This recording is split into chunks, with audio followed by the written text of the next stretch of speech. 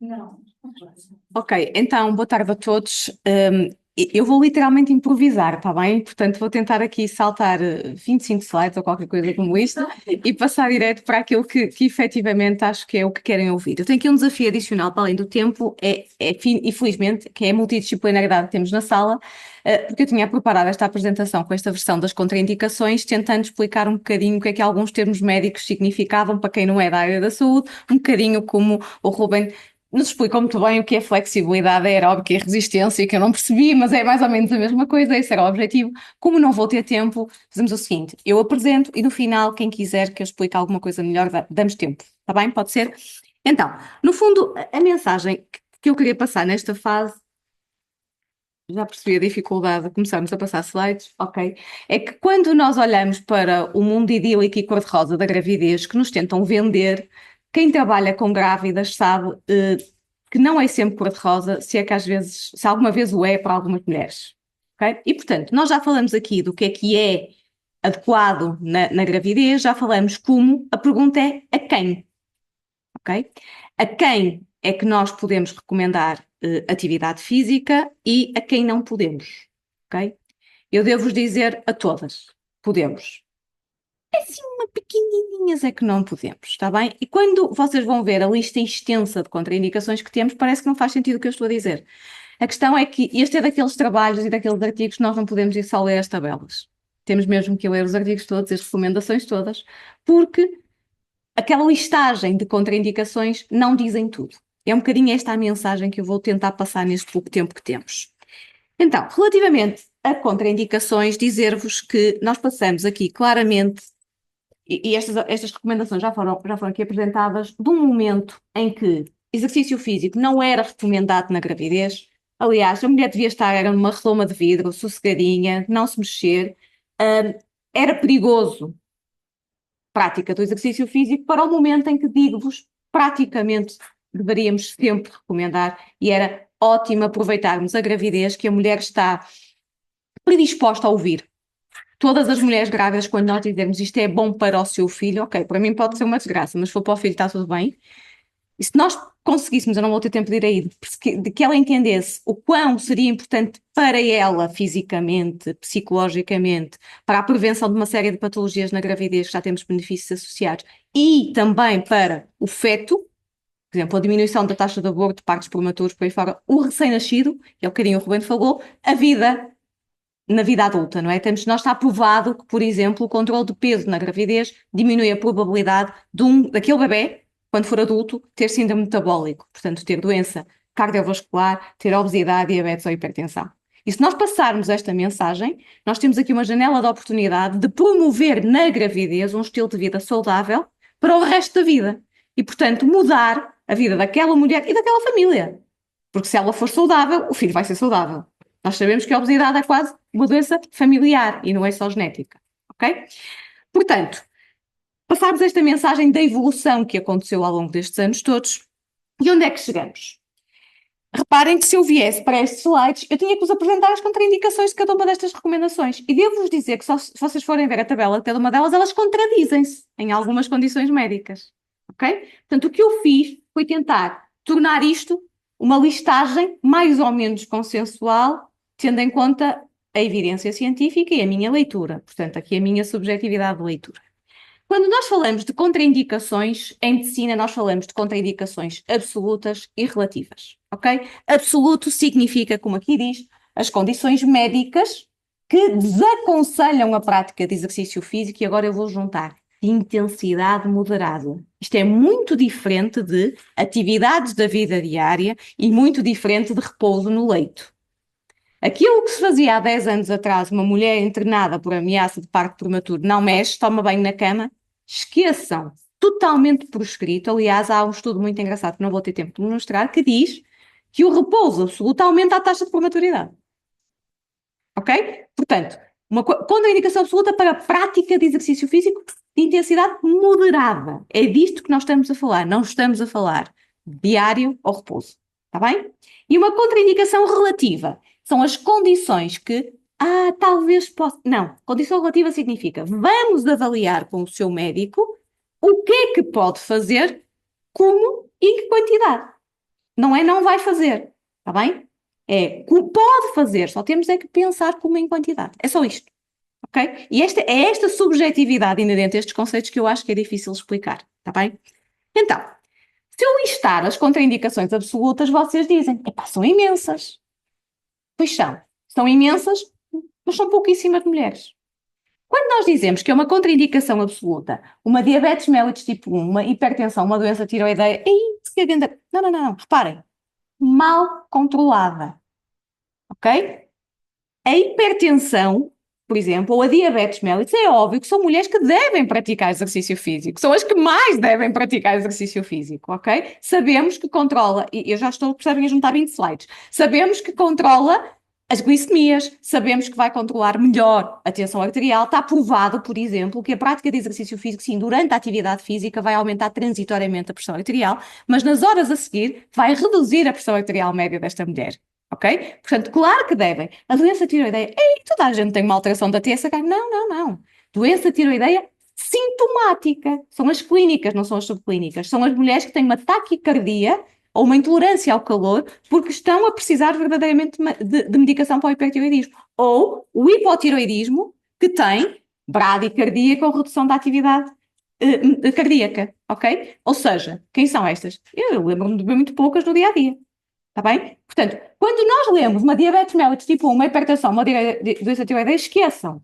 É mal controlada, são raríssimas. Está bem? Portanto, diabetes mellitus, hipertensão, doença tiroideia, promovemos a atividade física? Claro que sim. Se a doente estiver verdadeiramente mal controlada, as tensões de 180, não vai fazer exercício físico, vai tratar as tensões. Mas depois faz sentido e deve fazê-lo. Está bem? E vou já saltar a parte das contraindicações relativas. Não é? Estão mais ou menos bem controladas. Pode fazer? Pode. Mas, por exemplo, a diabética deve fazer exercício físico, idealmente pós-prandial, para evitarmos as hipoglicemias. Tudo isto está muito melhor resolvido com as diabetes tipo 1 a utilizarem bombas de insulina ou utilizarem as monitorizações contínuas. Ok? Vou saltar slides, já perceberam, não é? Ok, doenças respiratórias. Asma, DPOC, fibro... Pá, não podem fazer exercício físico? Claro que podem fazer exercício físico. Que do que não necessito. Está tudo bem. Claro que podem fazer exercício físico. Quem é que não pode fazer? Reparem, até vou passar para a frente. DPOCs classe 3 ou 4. O que é isto? Sabem o que é uma classe 3 no DPOC? É a pessoa que cansa-se andando 100 metros. E uma classe 4 é a pessoa que não pode sair de casa ou cansa-se a vestir. Ok? Portanto, são estas que não podem fazer. Claro, coitadinhas, então elas não conseguem vestir-se para agora fazer exercício físico. Isso vai provocar mal ao bebê? Claro, vai provocar uma hipóxia. Hipóxia vai provocar uma alteração da perfusão uteroplacentar. Está bem? É estes casos que estamos a falar. Doença fibrose quística. Sim, se a mulher tiver uma alteração do volume expiratório forçado inferior a 50%, ou seja, uma incapacidade inferior ao 50% do normal, raríssimo, nunca vi nenhuma, ok? Sim, não pode praticar exercício físico, normalmente andam com oxigênio atrás. É óbvio, está bem? São estas que estamos a falar. A mesma coisa para a doença cardíaca. Quem é que não pode, com doença cardíaca, fazer atividade física? As mulheres que são classificadas pela New York Heart Association, classe 3 ou 4, ou seja, sintomas em repouso ou sintomas com pequenos esforços. São só estas, está bem? E, portanto, grávidas que estão nesta classe é que, de facto, não podem fazer exercício físico. Mas reparem que as classes 1 e 2 não só podem, como devem, beneficiam da prática do exercício físico. Ok? Pré-eclâmpsia. Pré-eclâmpsia é uma doença multissistémica que eu não vou ter tempo de explicar, para quem não é da área do exercício físico. Começa muito mais cedo do que se manifesta, tem a ver com uma placentação anómala e que, no fundo, há uma insuficiência na passagem de sangue do útero para a placenta, ok? De uma forma muito simples. Quando a pré-eclâmpsia se manifesta, manifesta-se habitualmente com alterações da tensão e depois, de tensão arterial, com lesões de órgãos importantes, seja o fígado, o rim, o sistema nervoso ou alterações nos parâmetros analíticos. Não importa quais são os critérios de gravidade, importa dizer-vos que, de facto, as pré-eclâmpsias com critérios de gravidade não podem praticar exercício físico. Não se preocupem, elas não vos aparecem. Estão internadas. E nós estamos a decidir quando é que vamos terminar a gravidez. Está bem? São só estas. Vão estar na caminha, sofrinhas. Não, vais levantar as tensões. Esqueçam, deixa as mulheres circularem.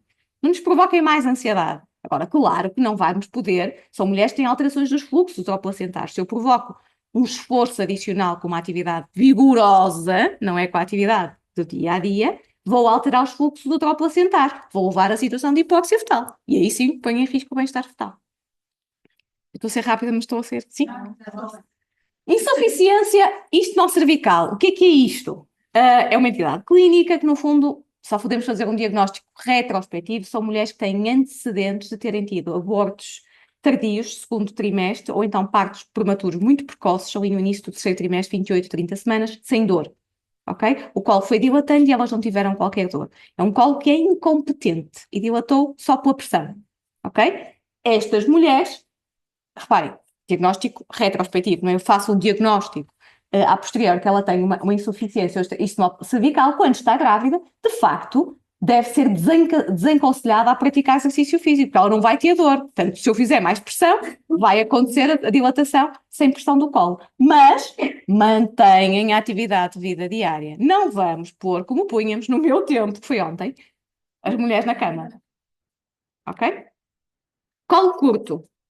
Tenho que falar do colo curto. O colo curto é uma entidade que nós fazemos o diagnóstico ecográfico, em que, no fundo, o colo do útero da mulher está abaixo dos 25 milímetros. E reparem, este é o estudo que eu falava há bocadinho. É que a sensação de atividade física aumenta a taxa de bebés prematuros nas mulheres com colo curto.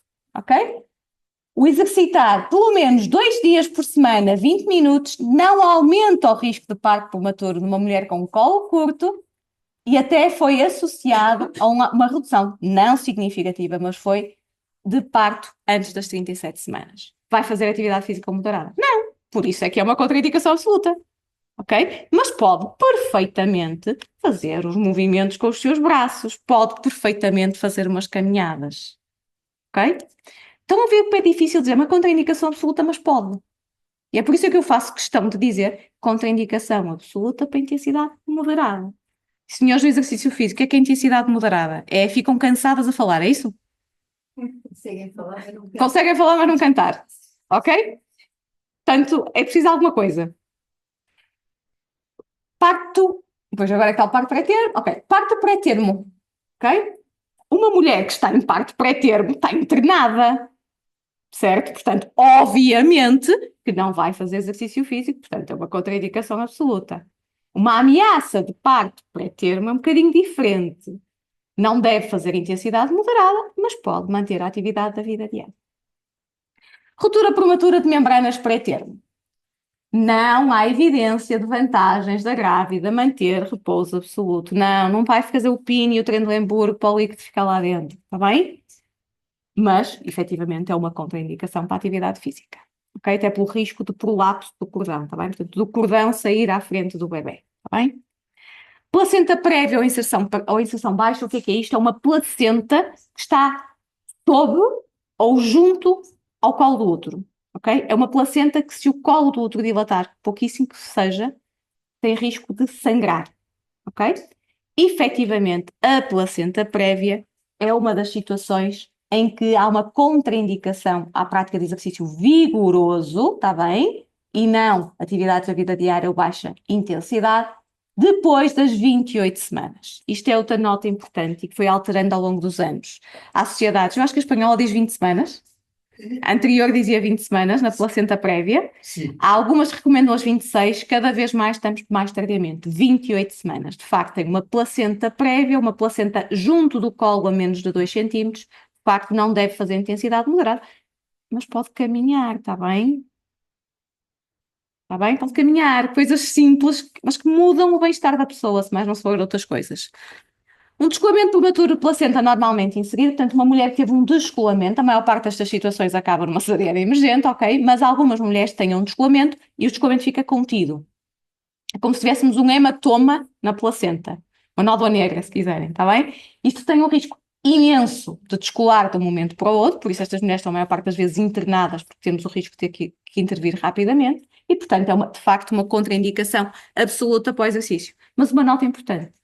A maior parte dos fatores de risco para DPPNI, como, por exemplo, um síndrome hipertensivo, uma idade materna avançada, uma trombofilia, são situações que melhora e diminui o risco de DPPNI se nós fizermos exercício físico.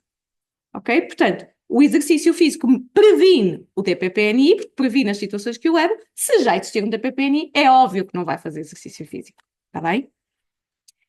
E vasa prévia. O vasa prévia é muito parecido com a placenta prévia, mas muito pior. Ou seja, são vasos do cordão umbilical, imaginem o cordão umbilical, sem aquela geleia, aquela gordura que está ali à volta, que passam sobre o colo do útero. O que quer dizer que se aqueles vasos estirarem, em 10 minutos o bebê morreu. Okay? Pronto, é tão simples quanto isso, e por isso é que nós temos estas mulheres internadas a partir do terceiro trimestre, fazemos cesarianas precoces. É óbvio que estas mulheres não podem fazer exercício físico, está bem? É óbvio. Pronto, muito rapidamente, restrição de crescimento fetal, porque é algo que vos perguntam muito, eu sei. Restrição de crescimento, primeiro de tudo, é diferente de um bebê pequeno, está bem? Um bebê restrito é um bebê que tinha potencial para ser maior, mas que não tem circulação entre o útero e a placenta que lhe permita ser maior. Está restrito nos nutrientes e no oxigênio para crescer. É diferente de um bebê que é pequeno, ok? E às vezes nós não sabemos qual é o diagnóstico, e é por isso que às vezes dizemos calma, ok? Num bebê verdadeiramente restrito, é aqueles bebés que estão abaixo do percentil 3, ou bebés que começam a ter alterações dos fluxos na ecografia e alterações do líquido. Sim, nestes bebés está desaconselhada a prática de exercício físico, porque é a mesma história da hipertensão ou da pré-eclâmpsia. Aumenta o débito utilizado para o exercício, reduz a perfusão para o bebê, aumenta o risco de uma hipóxia e um evento deletério para o bebê, está bem? Mas é diferente. Fiz uma ecografia, o bebê está no percentil 15, não existe evidência nenhuma que faça um bebê restrito, o líquido está bem, os fluxos estão bem, o pai e a mãe são pequenos, está bem? Podemos, obviamente, manter a atividade física. Se pararem estas mulheres, então é que a coisa vai correr mal, porque as catecolaminas vão disparar com o stress e a ansiedade de estarem quietas, então aí é que vamos ter alterações dos fluxos. Claro, doutora Sarita, força.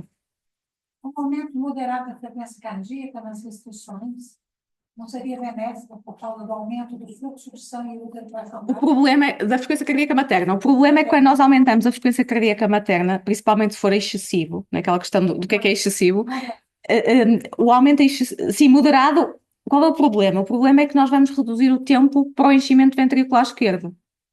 E, portanto, desculpem, mas eu também sou fisiologista, eu tenho que dizer isto assim. Portanto, o que é a frequência cardíaca? Ou o débito cardíaco? É a frequência cardíaca vezes o volume de injeção. Ou seja, se eu aumentar a frequência cardíaca, eu vou aumentar o débito cardíaco, ou seja, aquilo que a mulher injeta, e, portanto, teoricamente melhoraria o fluxo. O problema é que eu vou acabar por reduzir o volume de injeção, porque o tempo que eu tenho para encher o ventrículo esquerdo materno reduziu. E, portanto, um aumento transitório, sim, é benéfico, por isso é que a gravidez já tem uma taquicardia fisiológica, ok? Mas passando determinados limites, e ninguém sabe muito bem se é os 120, se é os 140, se é os 160, depende, não é? Para uma mulher que seja desportista, que tem uma frequência cardíaca de base de 50, se calhar 120 já é demais, não é? Se calhar para mim os 160 não são nada, e portanto nós não sabemos qual é o valor, vamos passar barreiras que podem ser perigosas. Tem a ver com isto, ok? Pois já passei os 10 minutos, eu sei. Contraindicações relativas, e agora vai ser mesmo muito rápido. Lá estamos, olhamos para isto, parece uma lista imensa.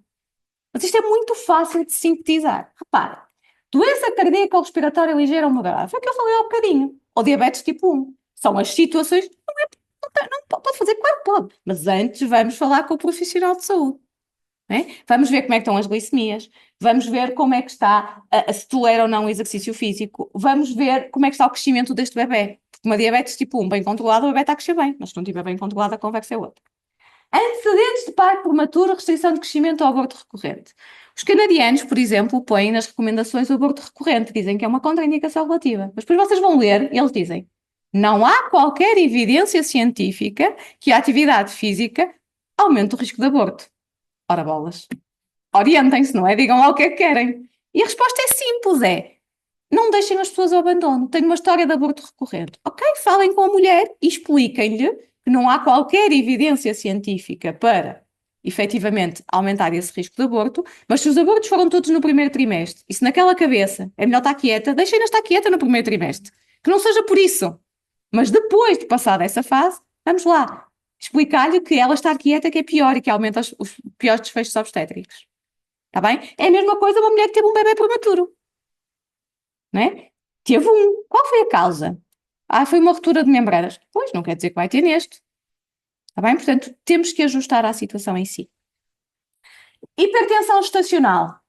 A hipertensão gestacional não é uma contraindicação relativa. Claro que não. É como a hipertensão crónica, pelo contrário, é benéfico. Mas, se as tensões estiverem acima de 140, 90, precisamos de as ajustar. Está bem? Vou passar. Anemia. A anemia é uma contraindicação? Não, até é fisiológica a maior parte das vezes. A questão é que na anemia, na gravidez, tem uns parâmetros diferentes, não é? Portanto, nós dizemos que temos anemia que nos preocupa na gravidez, no primeiro e no terceiro trimestre abaixo de 11 e no segundo trimestre abaixo de 10,5. A anemia não tem qualquer desfecho negativo se associada ao exercício físico. O problema é se a grávida está sintomática, se ela lhe custa a subir umas escadas, claro que vamos ter que considerar diminuir a intensidade do exercício pela sua anemia, mas é apenas um ajuste, mais uma vez. Tá bem? Não vai cair, não vai agora desmaiar a fazer exercício físico só porque temos o extremo, não é, do CrossFit. Epilepsia é uma contraindicação? Não. Até se sabe que o exercício regular pode melhorar o controle das crises epiléticas. Mas se a pessoa está numa fase em que tem crises epiléticas de 5 em 5 minutos, se calhar estar a fazer exercício físico não é boa ideia. Porque pode ter uma crise epilética durante a atividade física e cair e ter um TCE. Um traumatismo crânioencefálico. Ok? Portanto, quando nós lemos é uma contraindicação relativa, se mal controlada. Mas assim que a situação esteja controlada, não há problema nenhum de fazer exercício físico, pelo contrário. Perturbações alimentares. Mais um contrassenso. Muitas vezes as mulheres com anorexia, com bulimia, a forma que arranjam de compensar é fazerem exercício físico durante a gravidez. Ok? Então elas não podem fazer exercício? Claro que podem. A única questão é cuidado se efetivamente elas estão sintomáticas. Se são mulheres que não estão extremamente débeis, que normalmente, felizmente, não acontece na gravidez porque elas aumentam a ingestão. Não é? Aquela parte hormonal e o sentimento de fazer mal ao bebê muda um bocadinho aqui o chip.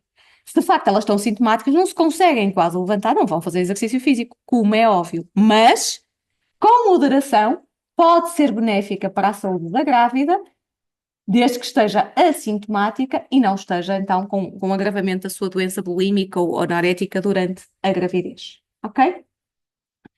Gravidez múltipla. Isto é mais uma grande controvérsia. Nós antes usávamos as 20 semanas, depois as 24 semanas, agora estamos um bocadinho nas 28, não sei se daqui a uns anos não estamos nas 32, pronto. De facto, depende da evidência que vamos tendo. Atualmente o que está recomendado é restringirmos o exercício físico intenso a moderado nas gestações gemelares depois das 28 semanas, ok? Mas deve manter a prática diária da sua atividade, está bem? Ainda temos aquela tendência de dar baixas médicas, antes eram as 24, agora estamos nas 28, tem um bocadinho a ver com isto, porque de facto nós sabemos que a gravidez gemelar aumenta os riscos de maus desfechos e, portanto, é mais uma atitude defensiva do que baseada na evidência. Vocês acham normal que uma recomendação seja contraindicação relativa à obesidade? Não é, ok? Claro que não é, precisa interpretar o que é que quer dizer. Uma mulher que tem uma obesidade, que tem de facto maior risco de lesões musculoesqueléticas, não pode agora à doida começar a fazer qualquer tipo de exercício. E, portanto, tem que ser aconselhado qual é o tipo de exercício que pode fazer. Mas ela pode fazer exercício? Deve fazer exercício. Está bem? Portanto, reparem, aquela listagem é quase uma mentira, não é? Parece que está assim publicado, portanto temos mesmo que ler o que é que está lá. E para quase terminar, tabagismo é uma contraindicação? Mas que lógica é esta? É alguma contraindicação? Não. A questão é que tabagismo massivo, mulheres que fumam de mais de 20 cigarros por dia, claro que provavelmente vão ter um bebé restrito, claro que vão ter alterações do fluxo uteroplacentado. E só nestas é que temos que ter cuidado com o exercício físico, está bem? Portanto, eu sei que fui extremamente rápido, desculpa, mas eu não consigo fazer isto de outra forma. A única mensagem que quero passar é: não tenham dúvidas nem medo, eu estudei alguma coisa sobre isto e quando estudei disse, a evidência científica é mesmo clara. Os benefícios para a gravidez daquela mulher, para aquele feto e na vida futura são brutais e não há qual dúvida nenhuma em revisões sistemáticas e meta-análises, está bem? Faltava-nos a incontinência e pelos vistos bem aí. Os benefícios são claros e os riscos são muito baixos. E são muito poucas as mulheres, a listagem são imensas, são para aí 20 que eu disse. Mas são muito poucas as mulheres que estão, de facto, contraindicada a intensidade moderada. Agora, se vocês me perguntam, eu sei dizer que tipo de exercício físico é que elas sabem fazer, não é minha competência, é aí que entra o profissional do exercício. Eu posso lhe dizer o que é que ela não pode fazer. Não, não, não, não, não. Não, também não gosto das vulvaginites, portanto, não. Portanto, eu sei o que é que elas não podem fazer. Isso eu sei, não é? Não podem jogar rugby, não podem andar se calhar em cima de um cavalo e cair, ok? Mas tudo o resto pode ser adaptado, desde que seja por quem sabe o que está a fazer. Ok? Desculpem a rapidez, mas não sei fazer isto de outra forma. Não sei se me querem perguntar alguma coisa.